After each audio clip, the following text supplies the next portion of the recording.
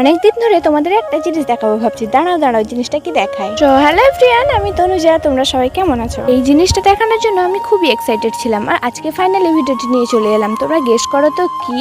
এই দেখো, এই জামরুল গাছটি। সত্যি বলতে এই গাছে ফুল হওয়া থেকে আরম্ভ করে ভিডিও করবো ভেবে ভিডিও করার টাইম হয়নি, আর ফলগুলো এত বড় হওয়ার পরে আজকে ফাইনালি ভিডিও করলাম। জামরুলগুলো এখনো খাওয়ার মতো না হলেও দেখো কত সুন্দর রসালো আর টসটসে হয়েছে। আর হ্যাঁ, তোমরা যারা আজকে আমার ভিডিওতে প্রথম, তার চ্যানেলটাকে সাবস্ক্রাইব করে নিও এরকম সুন্দর সুন্দর মিনি ব্লগ দেখার জন্য। আমার পেছনে যে শাড়িটা দেখতে পাচ্ছ, ওটা কেন দেওয়া আছে তোমরা কি জানো? আসলে আমাদের বাড়ির পাশে স্কুল, আর স্কুল ছুটির সময় বাচ্চারা এসে সব তুলে নিয়ে যায়, তাই বলে এখানে শাড়ি ঘিরে রাখা হয়েছে। শাড়ির নিচে গিয়ে তো আমি অবাগী হয়ে গেলাম, কারণ শাড়ির নিচে এতগুলো জামরুল ছিল, আমি তো জানতামই না। তোমরা দেখো নিচে কতগুলো জামরুল ধরে আছে, আর দেখতেও কতটা সুন্দর লাগছে। তোমরা কারা কারা জামরুল খেতে ভালোবাসো একটু কমেন্ট করে জানিও তো। পুরো গাছটার মধ্যে এই একটা জামরুল যেটা খাওয়ার মতো হয়েছে, আর এটাতে তো আমার হাত পাচ্ছিল না, তাই আমি আমার পতিদেবকে ডেকে বললাম একটুখানি তুলে দাও তো, আর ও এসে ওটাকে তুলতে লেগে গেল। জামরুলটা তুলেই বলছে দেখো এটা কতটা বড় হয়েছে। তোমরাই দেখো জামরুলের সাইজটা কতটা বড় হয়েছে, আর এটা সবুজ দেখালেও এটা কিন্তু খাওয়ার যোগ্য হয়ে গেছে। এখানে তো আমরা দুজন জামরুলটাকে খেতে লেগে গেছিলাম, কিন্তু তোমরা ততক্ষণে ভিডিওতে লাইক, কমেন্ট, একটু সাবস্ক্রাইব করে দিও। টাটা।